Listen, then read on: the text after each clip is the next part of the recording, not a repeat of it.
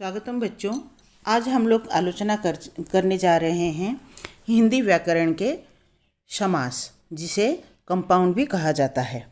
तो आज हम समास के परिभाषा उसके भेद के बारे में आलोचना करेंगे। तो आइए सबसे पहले जानते हैं कि समास की परिभाषा क्या है या फिर समास किसे कहते हैं। समास को संक्षिप्तीकरण भी कहा जाता है। दो या दो से अधिक शब्दों से मिलकर बने हुए एक नवीन एवं सार्थक शब्द को समास कहते हैं। आप लोग याद रखें कि अगर जब हम समास बनाते हैं या फिर समास कहते हैं तो समास में दो या दो से या अधिक शब्दों को मिलाकर एक नया शब्द बनता है, जिसका कोई सार्थक अर्थ निकलना जरूरी है। अगर दो या दो से अधिक शब्द को मिलकर कोई सार्थक शब्द निकलता है या सार्थक अर्थ निकलता है तो उसे समास कहते हैं। उसे समास को भी और विभिन्न शब्दों को समूह को संक्षिप्त करने की शब्द को भी समास कहते हैं।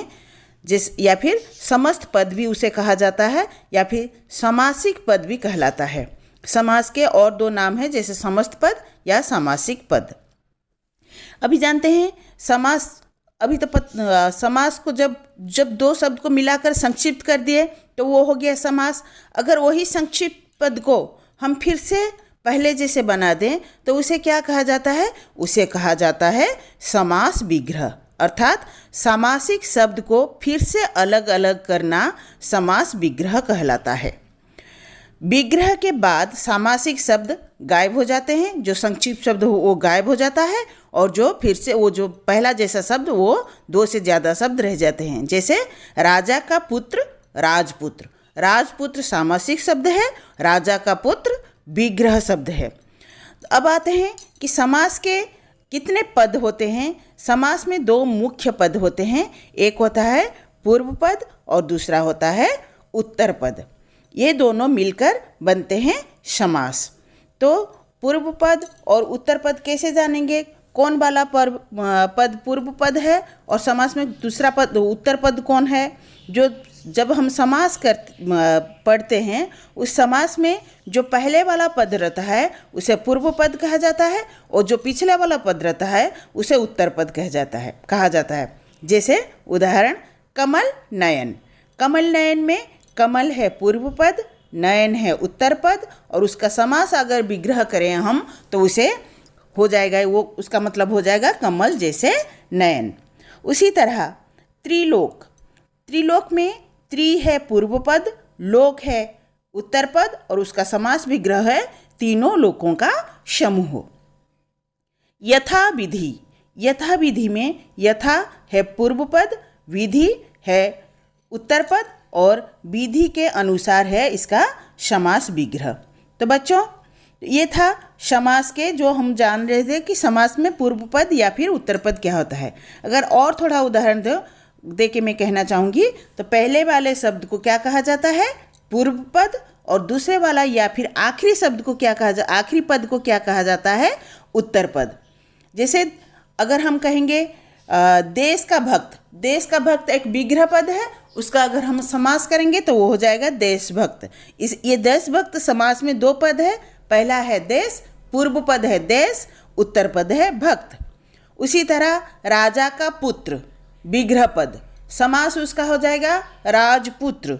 उसका पहला पूर्व पद है राजा और उत्तर पद है पुत्र। घुड़सवार, उसका विग्रह हो गया घोड़े पर सवार। इसका पूर्व पद है घोड़े और उत्तर पद है सवार। तो यहाँ तक हम लोग समझ गए कि समास में समास क्या है, समास विग्रह क्या है, समास में जो मुख्य पद हैं उत्तर पद और पूर्व पद, उसके बारे में हम लोग का अभी समझ गए। अब आते हैं कि समास और संधि, ये दोनों में हमें थोड़ा सा अंतर को ध्यान रखना पड़ेगा। समास और संधि दोनों में एक समानता है और एक अंतर भी है। समानता क्या है? यहाँ पर समास में भी दो जुड़े जा रहे हैं, दो से ज़्यादा को जुड़ा जा रहा है और संधि में भी दो से ज़्यादा को जोड़ा जा रहा है। मगर समास में अंतर यह है कि समास में पद को पद के साथ जोड़ा जाता है, दो से ज़्यादा पद को जोड़ा जाता है, मगर संधि में दो वर्णों का मेल होता है। यह अंतर को हमें जरूर याद रखना पड़ेगा। अब आते हैं हम लोग समास के भेद कितने होते हैं। समास के मुख्यतः 6 भेद होते हैं। तो वो 6 भेद क्या क्या है? वो 6 भेद हैं अव्ययीभाव समास, तत्पुरुष समास, द्विगु समास, द्वंद्व समास, कर्मधारय समास, बहुब्रीहि समास। तो बच्चों अब हम एक एक करके उन्हीं समासों के बारे में आलोचना करेंगे। तो सबसे पहला हमारा समास क्या है? वो है अव्ययीभाव समास। तो अव्ययीभाव समास किसे कहा जाता है? जिस समास का पूर्व पद अव्यय तथा प्रधान हो उसे अव्ययीभाव समास कहते हैं। पूर्व पद अर्थात हम कुछ देर पहले आलोचना कर रहे थे, समास में 2 पद होते हैं, पूर्व पद और उत्तर पद। जो सामने वाला शब्द होता है, जो पहला शब्द होता है वो पूर्व पद होता है। तो जिस समास में पूर्व पद प्रधान हो या फिर उसका ही ज़्यादा इम्पोर्टेंस हो उसे हम अव्ययीभाव समास कहते हैं। उदाहरण प्रतिदिन। प्रति का यहाँ पर समास विग्रह अगर करेंगे, प्रतिदिन का क्या होता है? प्रत्येक दिन। यहाँ पर प्रति जो है पूर्व पद है और दिन है उत्तर पद। यहाँ पर प्रत्येक दिन, प्रत्येक शब्द ही यहाँ पर ज़्यादा इम्पोर्टेंट है, इसीलिए प्रतिदिन एक अव्ययीभाव समास है। उसी तरह यथा समय का समास विग्रह क्या है? समय के अनुसार। समय के अनुसार यहाँ पर जो पूर्व पद है यथा समय में, यथा एक अव्यय शब्द है जो कि प्रधान है, इसीलिए यथा समय हमारा क्या समास हुआ? यह हो गया हमारा अव्ययीभाव समास। अब आते हैं हम लोग तत्पुरुष समास के बारे में आलोचना करेंगे। तत्पुरुष समास में उत्तर पद प्रधान होता है जबकि पूर्व पद गौण होता है। उत्तर पद अर्थात पिछले वाला, अंत वाला, शेष वाला पद प्रधान होता है। समस्त पद बनने के समय इस समास में बीच में आने वाले परसर्ग या फिर जिसे हम विभक्ति चिन्ह भी कहते हैं वो लुप्त हो जाता है। जैसे राजा का अभिषेक, राजा का अभिषेक, यहाँ पर का विभक्ति चिन्ह है, यहाँ पर उसका जब हम समस्त पद या समास करेंगे राज्याभिषेक कहेंगे, यहाँ पर का विलुप्त हो गया। तत्पुरुष समास की रचना करते समय कुछ बातों का ध्यान रखना जरूरी है। जैसे कि इस समास में शब्द समूहों के बीच में कर्ता और संबंधन कारक का चिन्हों का अतिरिक्त अन्य कारक चिन्हों का प्रयोग होता है। यहाँ पर हम लोग इससे पहले कारक पढ़ चुके हैं। कारक के हमारे 8 भेद होते हैं। कारक के अनुसार ही तत्पुरुष समास बनता है, मगर कारक में जो 8 भेद में से पहला भेद जो है हमारा कर्ता कारक और जो अंत वाला भेद है संबोधन कारक, ये दोनों को छोड़ के बाकी जो 6 कारक शब्द हैं उन्हीं के अनुसार ही हमारा तत्पुरुष समास बनता है। जैसे कि जो क्या क्या है? कर्म तत्पुरुष, करण तत्पुरुष, संप्रदान तत्पुरुष, अपादान तत्पुरुष और संबंध तत्पुरुष, अधिकरण तत्पुरुष।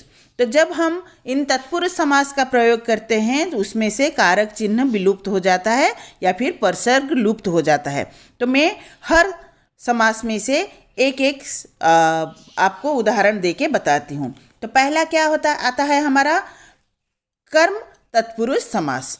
कर्म कारक का परसर्ग को होता है। इस समास में समस्त पद बनाते समय को परसर्ग लुप्त हो जाता है, फिर जो समास बनता है। जैसे कि ग्राम को गया हुआ, यहाँ पर ग्राम को गया हुआ का समस्त पद होगा ग्रामागत, ग्रामगत। यहाँ पर को जो कि इसका विभक्ति चिन्ह है या फिर परसर्ग है वो लुप्त हो गया।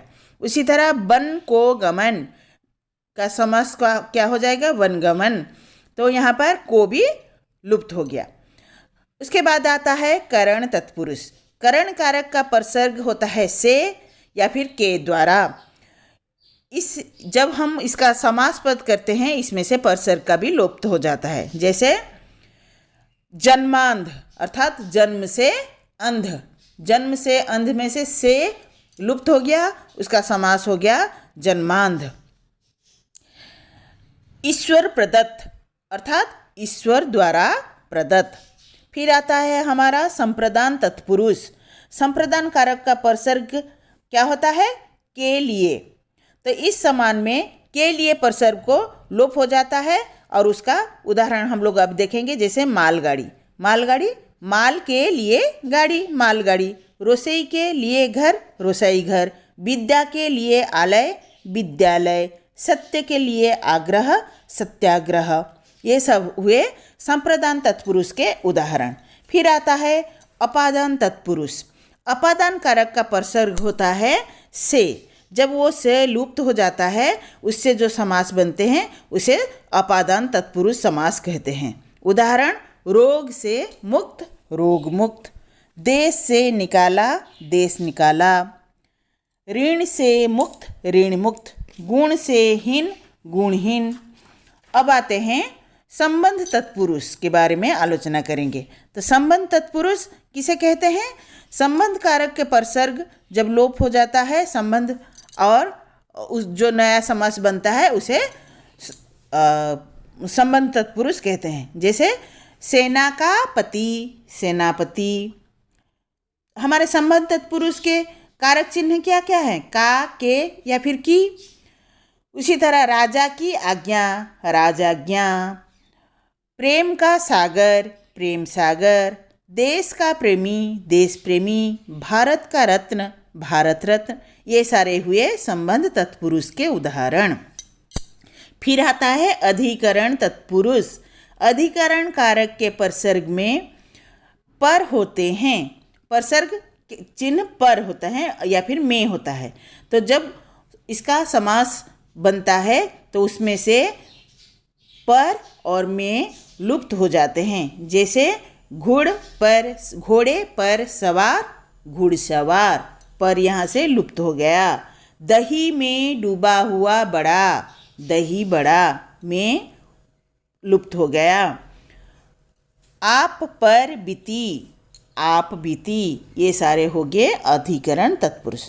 तो अब फिर आते हैं तो इसका जो हमारे समास के दूसरे भेद, समास का दूसरा भेद तो हम लोग आलोचना कर लिए। अब आते हैं तीसरा भेद, जो कि है द्विगु समास। द्विगु समास किसे कहते हैं? जिस समास का पूर्व पद संख्यावाची होता है और समस्त पद किसी समूह का बोध कराता है, उसे द्विगु समास कहते हैं।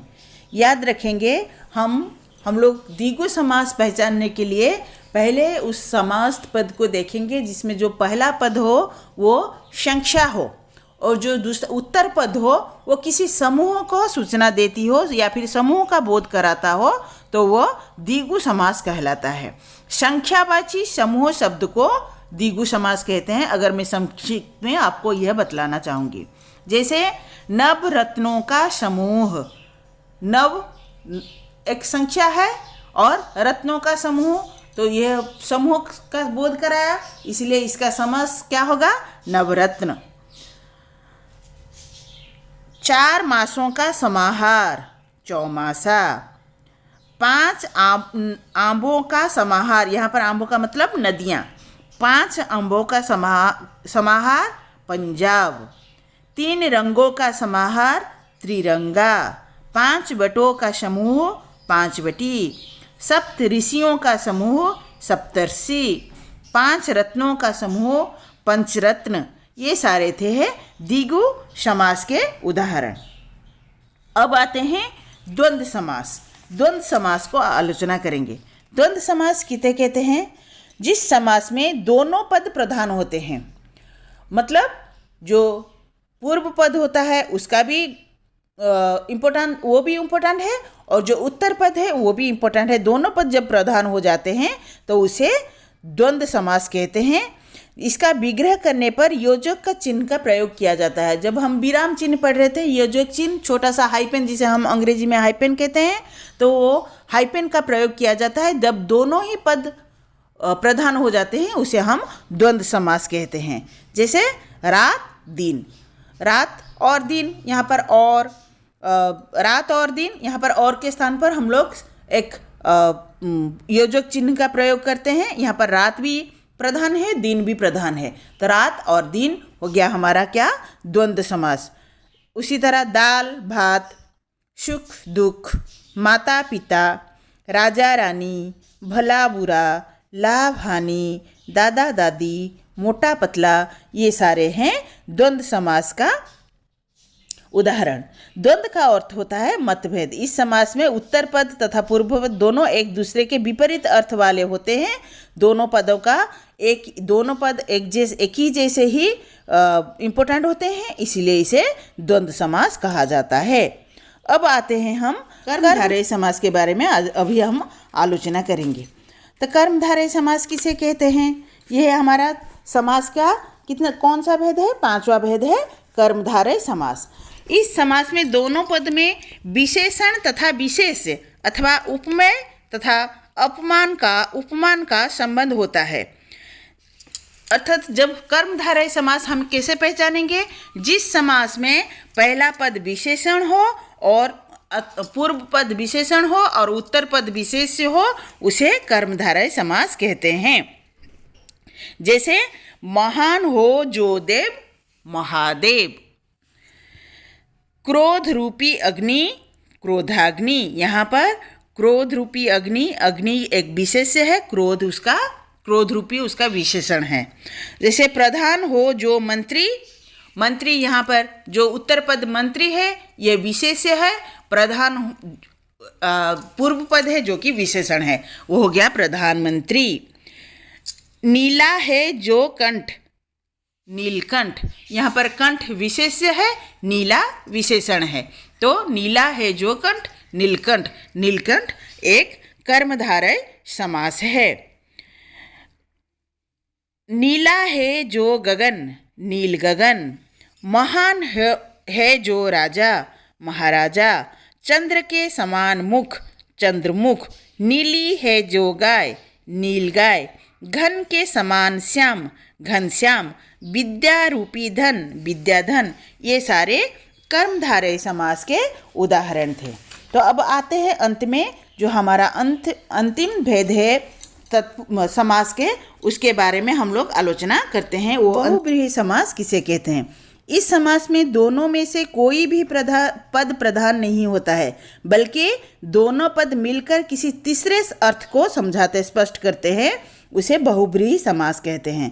जैसे दशानन का समास विग्रह क्या होगा? 10 हैं आनंद जिसके। तो यहाँ पर 10 है आनंद जिसके, यहाँ पर ना पूर्व पद और ना ही उत्तर पद, कोई प्रधान नहीं है। ये किसी दशानन किसे कहा जाता है? रावण को कहा जाता है। उसी तरह जैसे कि कमल नयनी, कमल अर्थ उसका समास विग्रह क्या है? कमल के समान नयन है जिसके। तो ये जो कमल के समान नयन है जिसके, ना कमल प्रधान है ना नयन प्रधान है, लेकिन यहाँ पर इसका अर्थ हो जाता है जो सुंदर स्त्री होती है उसे कमल नयनी कहा जाता है। सड़ानन पूर्व पद है छह, उसका समास विग्रह होता है सड़ है आनंद जिसके। तो जिसके यहाँ पर ना पूर्व पद ना ही उत्तर पद प्रधान है, इसका अर्थ समझा जाता है कार्तिकेय को। ये सारे शब्द जो थे वो थे बहुव्रीहि समास। तो अब आते हैं बच्चों, और यहाँ पर हमारे सारे जो समास के भेद के बारे में हम लोग आलोचना कर चुके हैं। तो आज हम क्या क्या जाने, मैं फिर से कह दे रही हूँ। आज हम लोग जानते हैं जो समास किसे के कहा गया, शब्दों का समूह को संक्षिप्त करने की प्रक्रिया को समास कहलाया गया। फिर उसके बाद हम जाने समस्त पद क्या होता है या फिर सामासिक पद क्या होता है, और उसका समास विग्रह क्या होता है, इसके बारे में भी हम लोग आलोचना किए। फिर उसके बाद हम लोग आलोचना किए कि समास के कितने भेद होते हैं। समास के 6 भेद होते हैं। फिर तत्पुरुष समास के भी 6 भेद होते हैं, इसके बारे में भी हम लोग आलोचना किए। फिर बाकी सारे समास के बारे में आलोचना किए। आज के लिए बच्चों इतने ही, धन्यवाद।